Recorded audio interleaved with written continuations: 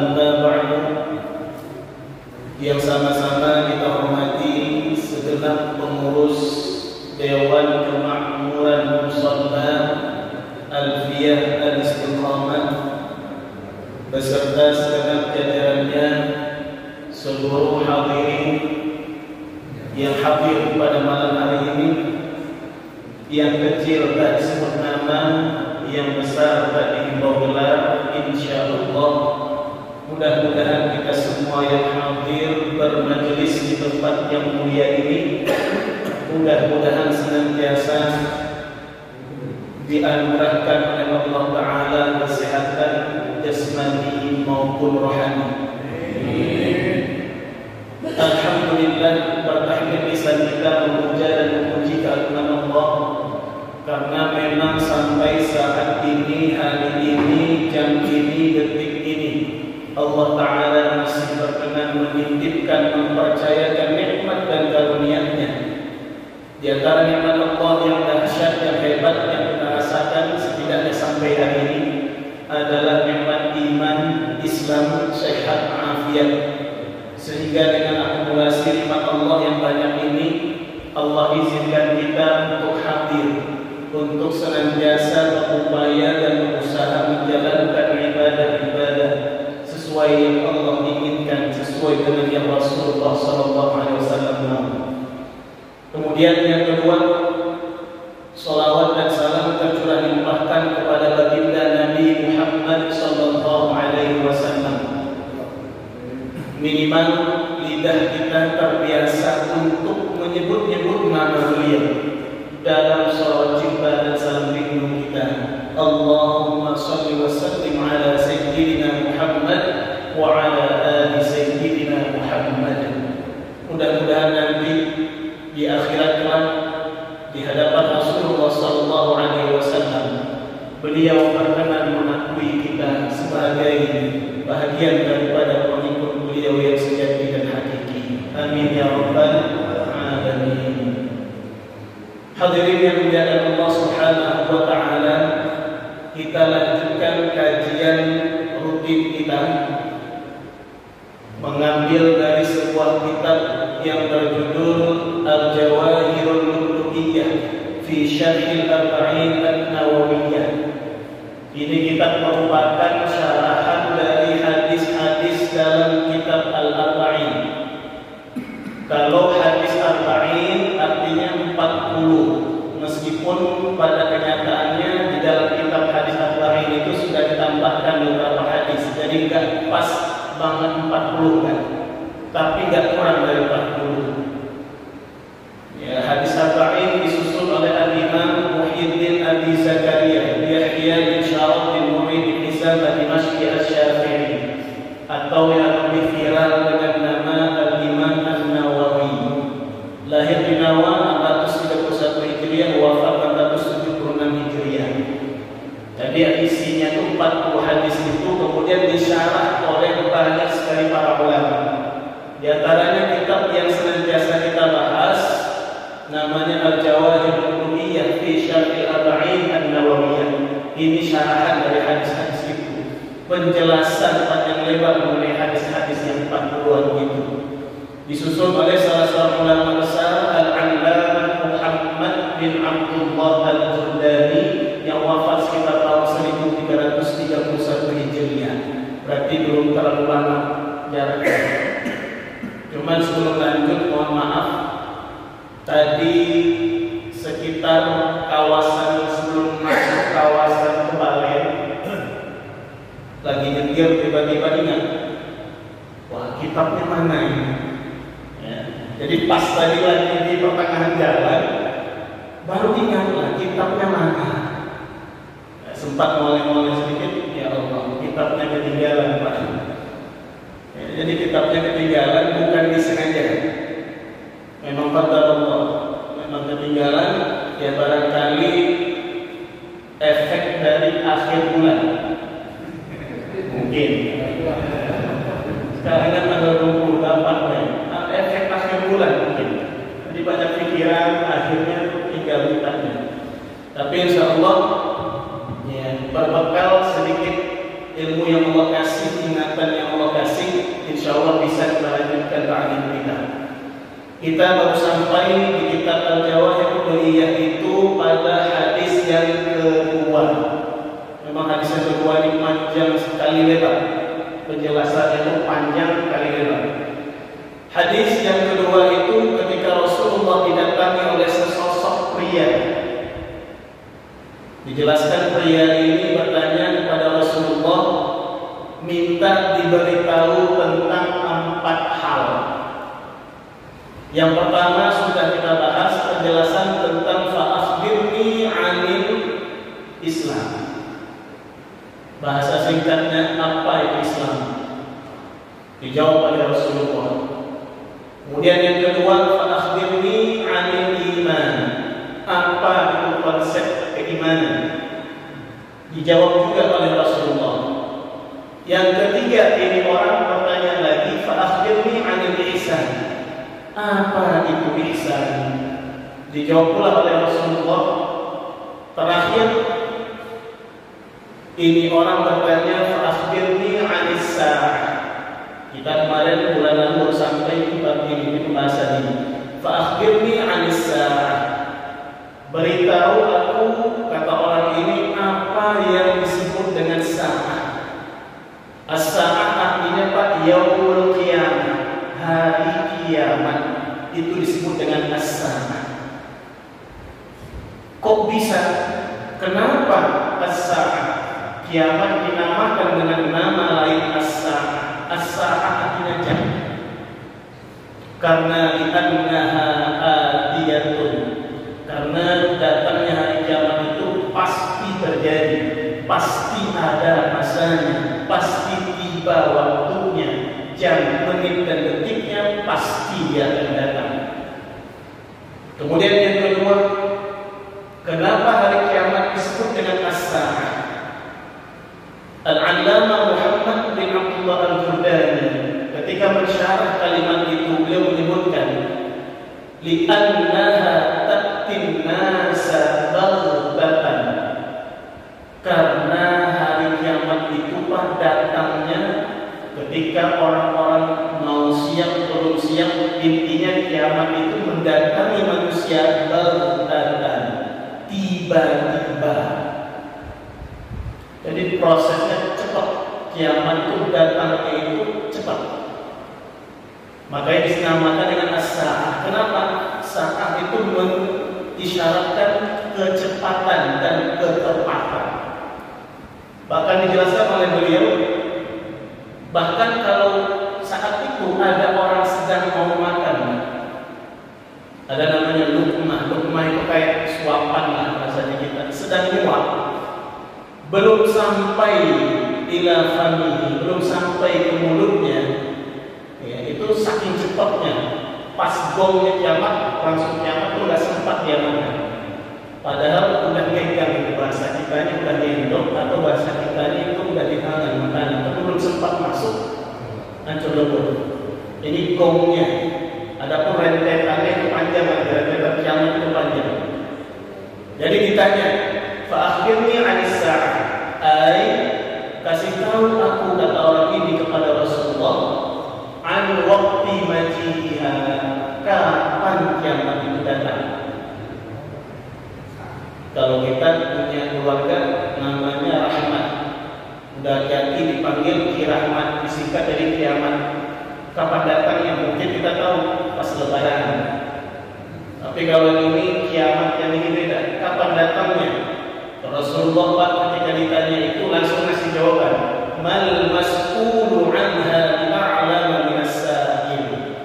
Yang ditanya enggak lebih paham, enggak lebih tahu dari yang nanya. Mananya apa? Kedua-duanya enggak ada yang tahu kapan kiamat itu terjadi. Enggak ada yang tahu. Jadi kalau ada orang bisa memperkirakan kiamat datangnya tahun sekian, bulan sekian, hari sekian, mohon maaf, nggak usah dipercaya. Mungkin itu orang mabuk, kebanyakan minum, apa kebanyakan makan kecubung, atau mabuk kecubung kita sekarang. Nggak usah dipercaya. Rasulullah saja bilang nggak tahu. persisnya kapan nggak ngerti. Ini babnya hati-hati. Terus apa? Orang ini kemudian bertanya lagi, "Fa'akhbirni an amaratiha." Kalau nggak tahu kapan waktu datangnya kiamat, ya udah deh, kasih tahu tanda-tandanya saja. Jadi amaratiha dalam riwayat yang lain hadisnya berbunyi an amaratiha. Satu bentuknya jamak, satu bentuknya mufrad. Ai alamatiha wa muqaddimatiha. Maknanya itu. Jadi kasih tahu tentang tanda-tanda menjelang kedatangan hari kiamat. Nah, ini tanda-tandanya banyak. Disebutkan oleh Nabi di dalam hadis itu cuma 2. Yang pertama, antalidal amatu rabbataha, kata beliau. Tanda yang pertama hari kiamat adalah ketika seorang budak melahirkan tuannya. Ini maknanya 2. Makna zahirnya, kenapa banyak boleh dibilang tuan kemudian mengawini majikan mengawini pembantu budaknya. Ini makna zahirnya begitu. Jadi bos ngawinin karyawannya, majikan mengawini pembantunya. Lahir anak itu kan jadinya anak majikan. Makanya pembantu melahirkan anak majikannya. Makna zahirnya itu. Makna batinnya, makna yang kedua, artinya dunia serba terbalik. Maksudnya gimana? Kita perhatikan. Nanti kita tahu ini sudah terjadi atau belum tanda-tanda kiamat ini. Dunia terbalik maksudnya gimana? Sekarang ini banyak anak mengatur-ngatur orang tua. Banyak murid mengatur-ngatur guru. Kalau biasanya apa? Harusnya kan guru yang ngatur-ngatur murid, orang tua yang ngatur-ngatur anak. Tapi sekarang pada fakta dan realitanya dunia serba terbalik. Yang harusnya ngatur malah diatur, yang harusnya nyuruh malah disuruh-suruh. Ini bahagian daripada tanda-tanda hari kiamat. Sudah terjadi? Jawabannya sudah. Banyak orang tua, Ustaz, saya nggak sanggup. Kenapa? Kalau saya begini, anak saya marah, Ustaz. Ustaz, saya nggak berani negor anak murid. Kenapa? Nanti galakan dia. Saya nggak berani nyuruh dia ini, saya nggak berani nyuruh dia begini begitu. Kenapa? Saya takut. Nah, ini hati-hati. Babnya masuk di antara tanda-tanda hari kiamat. Jadi ada 2 makna setidaknya bagi redaksi antalidal amatu rabbataha. Kemudian tanda yang kedua kata Nabi, wa antara hufata, engkau akan melihat hufat. Hufat ini jamak dari hafid. Artinya apa? Man la na'la birijli. Kau akan melihat kata Nabi banyak orang-orang yang tidak punya sendal alas kaki. Jadi nyeker, banyak orang-orang yang nyeker kata Nabi. Ya, antara hufata. Kemudian ar-ru'ata, jamak dari alim, enggak punya baju. Man laisa lahu wa man laisa alaihi thiyab asyrafin nas. Syarahan hadis sendiri yang enggak punya pakaian layak. Kau akan melihat orang yang punya sendal, enggak pakai baju yang layak, telanjang aja, bajunya compang-camping dan sebagainya. Al-halata, al-alata, fuqara orang fakir. Jadi itu rinciannya, tak pakai sendal, tak punya baju yang layak. Artinya orang miskin fakir. Ri'asya, kerjaannya membalai ghanam, hewan ternak, kambing dan lain sebagainya. Tapi orang yang miskin susah seperti ini jangan salah paham ya. Oh, berarti saya udah bukan mengembala kambing itu bukan nanti habis ini saya jualin semua kambing saya. Lalu itu tadi saya lihat beliau memang langsung ketawa betul, saya langsung nyambung, wah ini kan yang ada yang punya kambing. Gak maksudnya belum sampai, ini belum sampai di ujung, jadi ini masih menggantung. Ini kalau video dipotong masuk YouTube bahaya ini. Wah ini nanti pedagang kambing, pengembala kambing protes semua nanti. Jadi maksudnya belum sampai ke ujung. Jadi engkau akan melihat, kata Rasulullah, tanda kiamat yang selanjutnya itu orang gak punya alas kaki, gak punya sendal, gak pakai sepatu, bajunya gak layak, compang-camping, bahkan gak punya baju yang terhormat, yang gak layak lah, miskin papa, kerjaannya mengembala kambing. Tapi apa lain? Ya taqawwaluna fil bunyan. Tapi nanti orang-orang ini sanggup bisa mampu membangun bangunan-bangunan megah, mewah, pencakar langit. Mereka saling yataqawwaluna fil bunyan. Mereka yatafakharun, saling berbangga-bangga dengan gedung-gedung mewah mereka. Ini kalau mau diperinci lagi maksudnya siapa? Mohon maaf, orang-orang Arab yang dimaksud. Orang-orang Arab, coba kita perhatikan. Negara-negara Arab dulu, mohon maaf, susah payah dia. Yang banyak gembalain domba, miri-miri, kambing, mohon maaf, dulu orang Arab. Enggak pakai sandal, bajunya seadanya dan sederhana. Susah hidupnya, payah ekonominya, sempit ekonominya. Orang Arab dulu. Pada akhirnya apa? Kata Nabi, di akhir zaman nanti mendekati hari kiamat yang taqawwaluna fil bunyan, mereka kaya raya, bisa membangun bangunan yang mewah dan megah. Ini sudah terjadi, jawabannya sudah. Jadi bangunan tertinggi di dunia masih dipegang Uni Emirat Arab, Burj Khalifa, Menara Khalifah ini. Itu ketinggiannya Pak 823 meter lebih kurang. Di mana? Arab, Dubai. Dulu bagaimana? Gak usah ditanya. Dulu mereka gembala, ya itu yang diceritain di persis sama persis. Enggak punya sendal, enggak pakai baju, miskin, susah. Sekarang kaya raya. Bahkan bangunan tertinggi itu di dunia Arab yang mereka.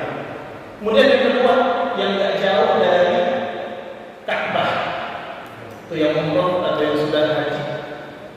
Dulu kita kalau disebut haji, Pak, mungkin bangga. Kalau sekarang sudah berkurang kebanggaan kita disebut Pak Haji. Kenapa? Ternyata Torik saja sudah haji 2 bulan. 2 bulan dari haji Torik. Sekarang sudah berkurang kebanggaan kita. Kita sudah sepuh, dagu udah goyang, baru bisa haji. Ya, luar biasa. Jadi gak jauh dari Ka'bah itu ada yang bentuknya jam itu. Ya, itu luar biasa. Maka Royal Clock Tower itu menara yang persis gak jauh dari Ka'bah. Itu masuk di antara 5 gedung pencakar langit tertinggi di dunia saat ini. Ketinggiannya lebih dari 600 meter. Bahkan nih kalau jadi nanti Muhammad bin siapa nama mahkota Saudi sekarang? Muhammad bin Salman ya. Itu sekarang sedang bangun proyek di daerah Jeddah, namanya Jeddah Tower. Itu ketinggiannya ditargetkan 1 kilo ke atas, 1000 meter. Mana di Arab semua ini. Jadi benar sabda Nabi ini tanda-tanda kiamat. Ustaz, kalau begitu kita roboh-robohin aja nggak bisa. Karena ini sudah syariat. Dalam artian syariat itu sunnatullah. Ini nggak mungkin bisa diubah-ubah dari sini. Justru kalau ini tidak terbukti, berarti Rasulullah dituduh palsu. Kalau tanda-tanda ini tidak terjadi, Islam ini akan runtuh, dikukuh orang macam-macam. Katanya begini, tapi sama sekali nggak ada. Mana yang disampaikan oleh baginda Nabi tanda-tanda kiamat nggak ada. Makanya tanda-tanda kiamat itu pasti dan wajib terjadi. Nggak bisa nggak. Kenapa? Karena itu sebuah kepastian. Kalau informasi itu ternyata tidak valid, mohon maaf, berarti Rasulullah akan difitnah, dituduh orang macam-macam.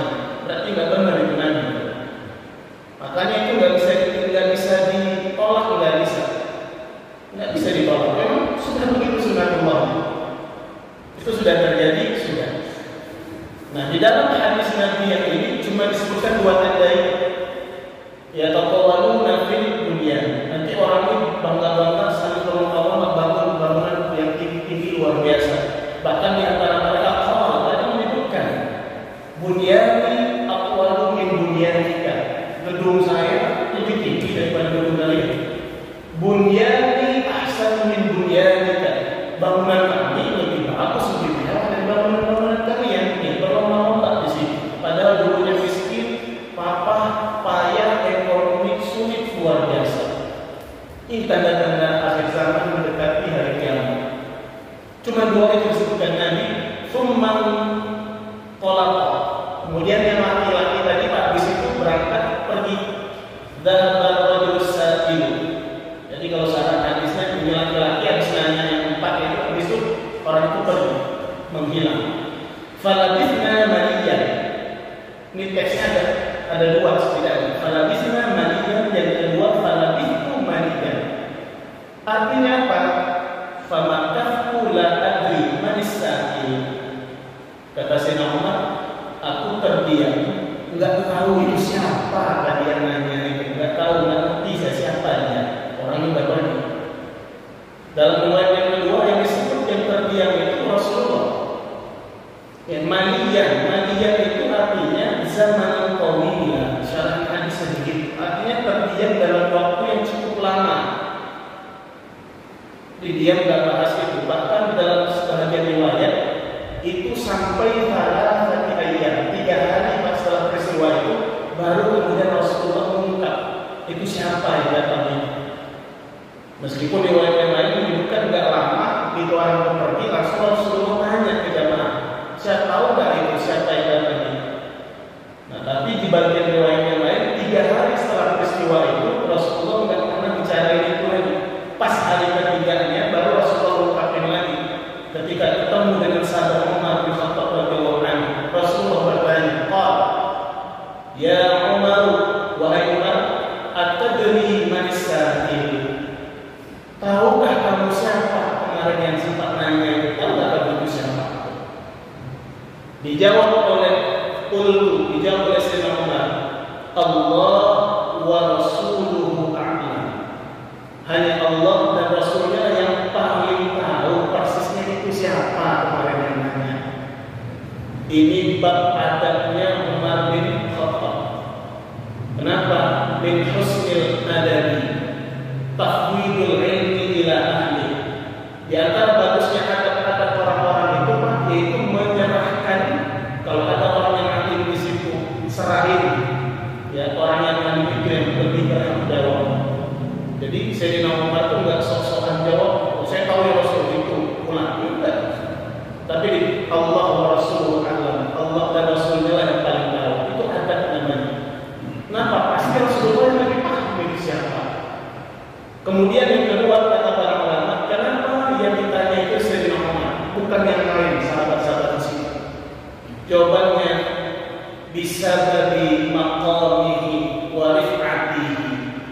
Disebabkan karena ketinggian maqam posisi ya Sayyidina Umar bin Khattab ini di hadapan Nabi. Jadi maqamnya, levelnya Sayyidina Umar itulah yang disebutkan oleh Nabi, makanya dipanggil beliau karena ketinggian levelnya sahabat Sayyidina Umar ini.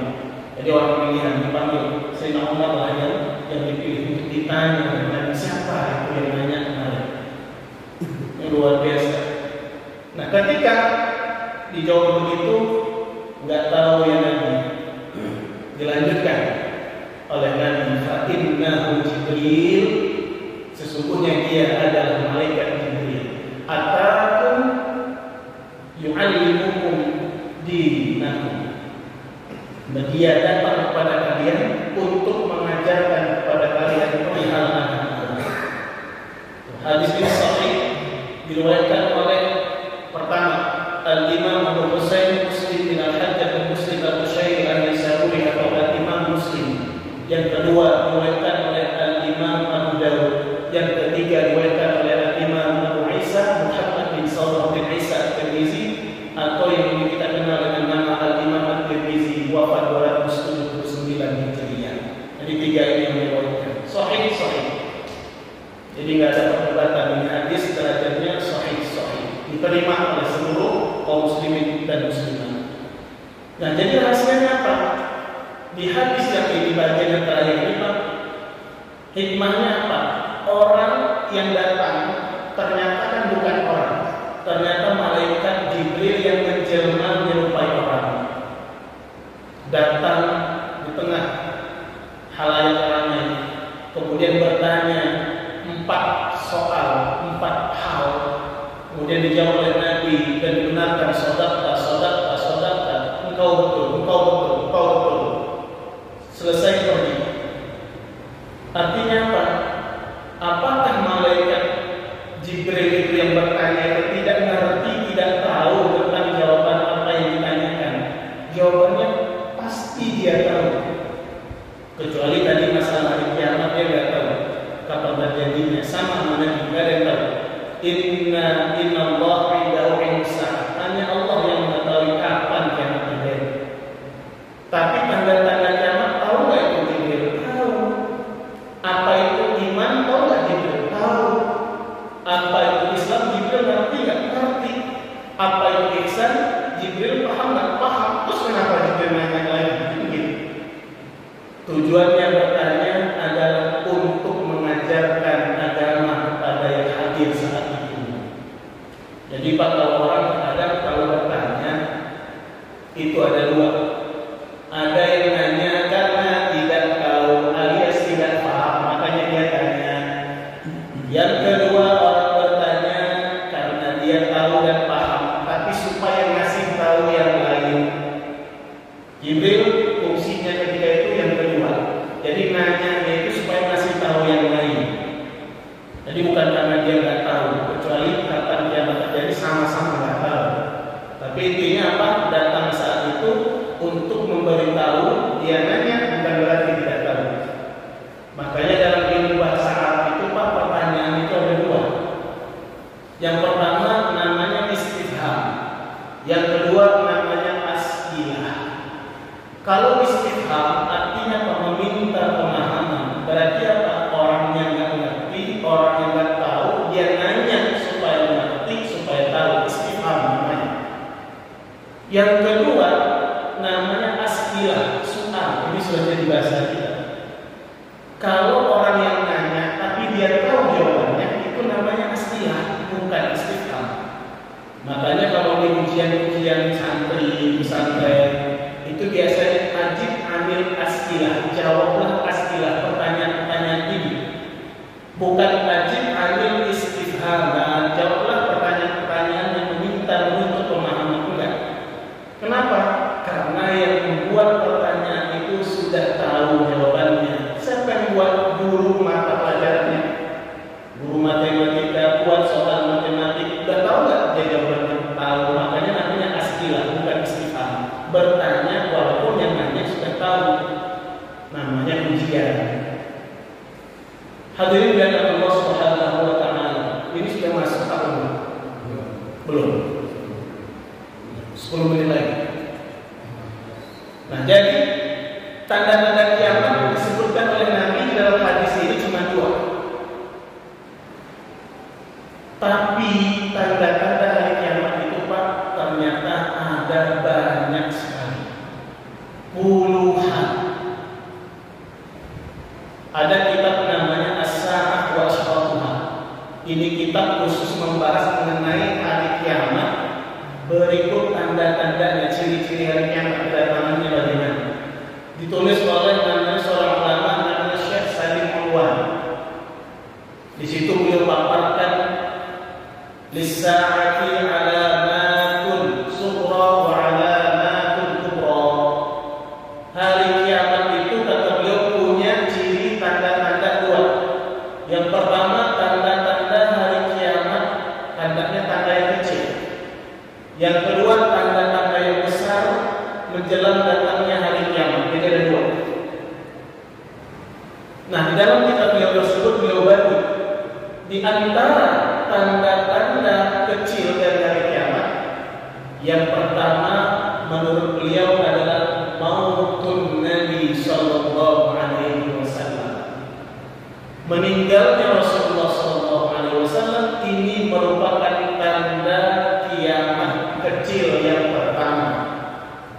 Jadi beliau mengambil dalil dari hadis sahih riwayat Imam Abu Abdullah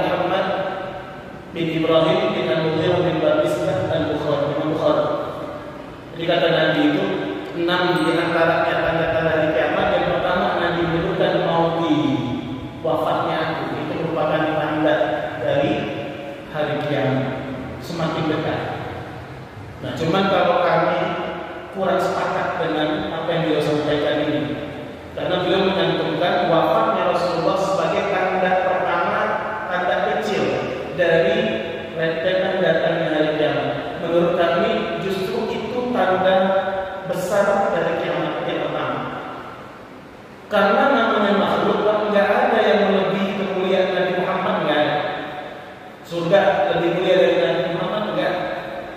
Kalau kita masuk dalam surganya Allah, kitanya yang mendapat kehormatan. Kenapa? Kita bisa masuk dalam surga. Tapi Rasulullah masuk dalam surga, yang terhormat itu surganya karena kedatangan Rasulullah. Bukan Rasulullah yang terhormat karena masuk surga, enggak, tapi surganya yang terhormat karena dimasuki oleh Rasulullah. Jadi enggak ada satupun makhluk yang kemuliaannya setara, jangan melebihi, yang selevel aja enggak ada. Ya selevel Nabi Muhammad. Maka tanda pertama yang disampaikan oleh Syekh Salim Maulana dalam kitab beliau ini, kalau kami pribadi kurang setuju, tapi nggak bisa menyalahkan. Beliau orang alim juga.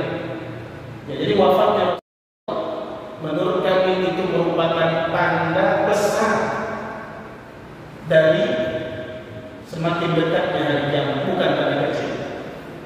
Kemudian yang kedua, tanda hari kiamat yang selanjutnya adalah Fathu Baitul Maqdis, penaklukan Baitul Maqdis di Palestina. Ya, kalau tanda pertama wafatnya Nabi sudah terjadi, sudah. Tanda yang kedua, penaklukan Baitul Maqdis Palestina Al-Aqsa sudah terjadi? Jawabannya sudah. Terjadinya 2 kali pada sejarah. Penaklukan Al-Aqsa Baitul Maqdis pertama kali di masa Khalifah Umar bin Khattab radhiyallahu anhu. Kapan? Fi sana 16 min al-Hijrah. Tahun 16 Hijriah. Pertama kali dibebaskan Baitul Maqdis dan Masjid Al-Aqsa oleh Khalifah Umar bin Khattab. Berarti sudah terjadi di tanda sudah 2 kali bahkan. Pertama di eranya Khalifah Umar bin Khattab, penaklukan Palestina itu. Yang kedua kembali terulang di era As-Sultan Salahuddin Al-Ayyubi. Ini sudah 2 kali. Sekitar tahun 582-an Hijriah. Penaklukan sudah terjadi 2 kali. Kita nunggu yang ketiga ini kapan? Allah alam. Ini saudara-saudara kita kan sedang di genosida kan. Ini belum ada di Salahuddin Al-Ayyubi yang lain, belum ada ini. Ya, kita butuh mudah-mudahan membantu segala saudara-saudara kita. Jadi sudah kuat tanda, sudah terjadi sudah. Kemudian tanda kiamat yang ketiga, terjadinya ta'un amwas. Ini wabah penyakit yang luar biasa yang merenggut puluhan ribu nyawa.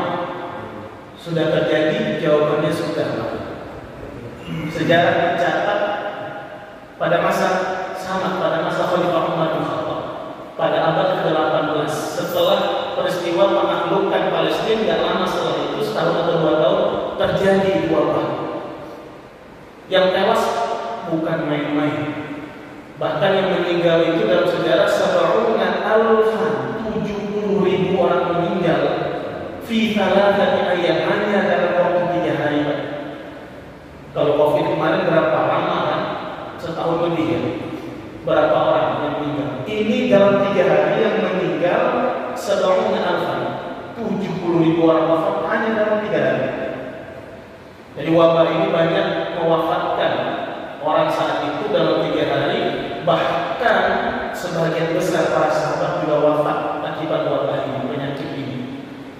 Salah satu di antaranya yang terkenal itu ada namanya Gubernur Syam, sahabat Nabi Abu Ubaidah bin Jarrah namanya.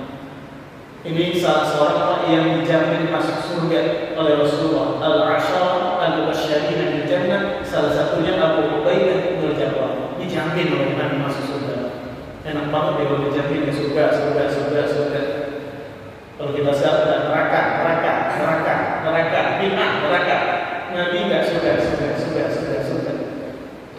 Jadi kita sedikit banyak mencontoh Nabi lah. Doakan sahabat-sahabat saudara kita yang baik-baik. Jadi wafat 70.000 termasuk sahabat Nabi yang dia wafat. Sudah terjadi wabah ini sudah. Bahkan kalau wabah-wabah setelahnya banyak anak. Kemarin Covid yang terbaru itu kan penyakit. Berapa ratus ribu bahkan juta yang wafat di seluruh dunia. Ini tanda-tanda kiamat, tanda kecil itu sih. luar biasa. Kemudian tanda kiamat 3 menit lagi. Tanda kiamat berikutnya, setelah wafatnya Nabi, penaklukan Baitul Maqdis, kemudian wabah yang menyebar, yang keempat tanda kiamat adalah istifaratul man. Apa istifaratul man? Ini dalam hadis Nabi Sahih riwayat Imam Bukhari. Artinya istifaratul man itu harta itu melimpah ruah, banyak sekali harta. Jadi ini ada pemahamannya dua nanti. Pemahaman yang pertama, pada masa tersebut harta benda melimpah ruah, orang kaya banyak, sehingga sulit untuk mencari siapa yang mau menerima zakat dari sedekah. Itu orang pada nggak mau, karena saking tebal dompetnya. Beda kalau kita akhir bulan ini biasanya tipis, setipis kumis kita, setipis kumis habis cukuran. Jadi sampai di era nanti harta benda banyak, sehingga susah nyari orang yang mau menerima sedekah. Enak kali begitu. Saya tanya Pak Anjar Mustafa, ini saya punya uang 50 juta mau diterima. Mohon maaf Ustaz, saya ini juga kelebihan, ini 100 juta. Boleh antum aja ngambil. Waktu nggak bisa begini. Saya bingung, ini 271 T ini triliun ini belum habis ini. Saya bingung mau kemana itu. Sementara ini 10.000, 11.000 triliun masih ada di dalam saku saya. Ini di jauh di sana. Jadi uang saya di rumah 271 T. Bingung saya mau ngapain. Belum lagi yang di dalam saku saya 10.000, 11.000 triliun. Bingung saya mau ngapain.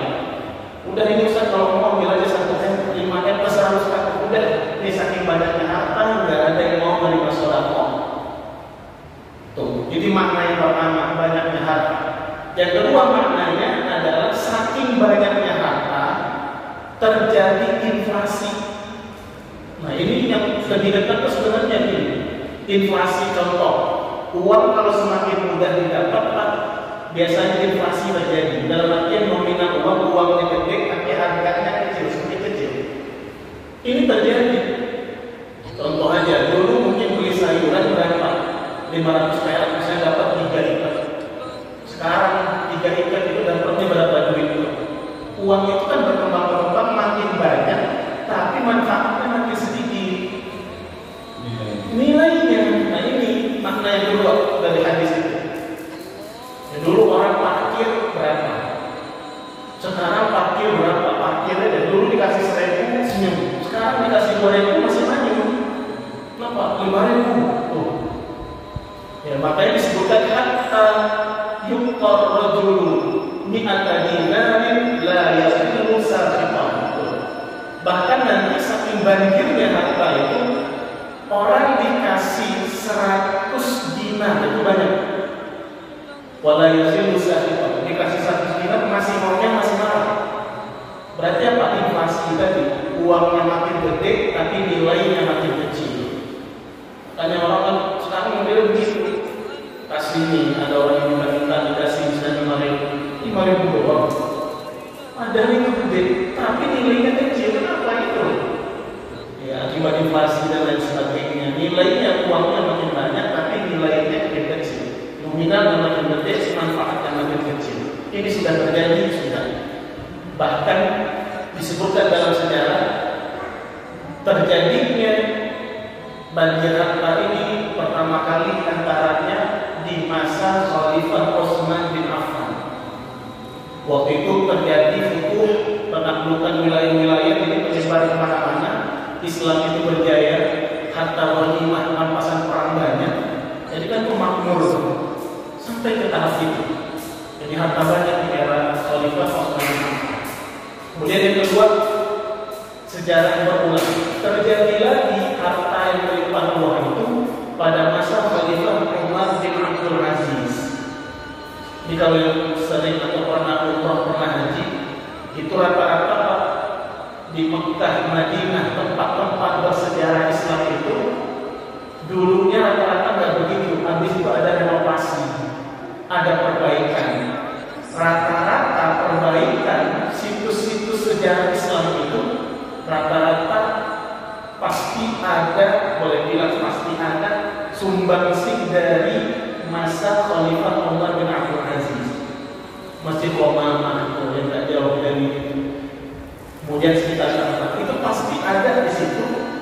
Dalam tanda petik sahamnya, renovasinya di masa Khalifah Umar bin Abdul Aziz. Saking kayanya waktu itu harta benda melimpah ruah. Sudah terjadi? Jawabannya sudah. Jadi kiamat makin dekat atau makin jauh? Jawabannya ya pasti makin dekat. Ya nggak mungkin makin jauh, hanya makin mendekat. Hadirin dimuliakan Allah Subhanahu wa taala, berhubung azan Isya waktunya sudah sampai. Barangkali taklimnya kita cukupkan sampai di sini dulu. Insyaallah kalau ada umur panjang, kesempatan dan kesehatan, tidak ada arah dan rintangan, kita lanjutkan taklim kita syarahan hadis yang kedua khusus bagian tanda-tanda kiamat. Ini masih tanda-tanda kiamat kecil aja, baru berapa 4 atau 5. Dia di dalam kitab itu Pak Anda lebih dari 40 tanda. Tapi palingan kita bahas sedikit saja. Kemudian nanti tanda-tanda min alamatis sa'atil kubra. Tanda-tanda kiamat yang besar asyaratun, ada 10. Nah, ini nanti tanda kiamat kubra ini, nanti inilah pasti kalau sudah ada itu kiamat gak lama lagi. Di antaranya Dukhan, Dajjal, Dabbar, kemudian nanti matahari terbit dari barat, kemudian nanti Imam Mahdi, kemudian nanti Nuzul Isa, turunnya Nabi Isa, kemudian nanti Khosful, Al-Khusufan Al-Thalatha. 3 ada yang mengartikan khusuf itu gerhana, ada yang mengartikan ampasnya bumi, baik di masyrik, di timur bumi bagian barat dan juga di Jazirah Arab. Ini nanti akan panjang penjelasan mengenai itu terkait tanda-tanda hari kiamat. Barangkali sampai di sini dulu. Yang benar datang dari Allah, yang keliru datang dari diri kami sendiri. Kepada Allah tentu kami mohon ampun, kepada jemaah tentu kami mohon maaf. Wallahul muwaffiq ila aqwamit thariq. Marilah kita tutup dengan doa kafaratul majlis. Subhanallahumma wa bihamdika asyhadu an la ilaha illa anta astaghfiruka wa atubu ilaik. Mohon maaf, wallahu a'lam bishawab wa ilaihi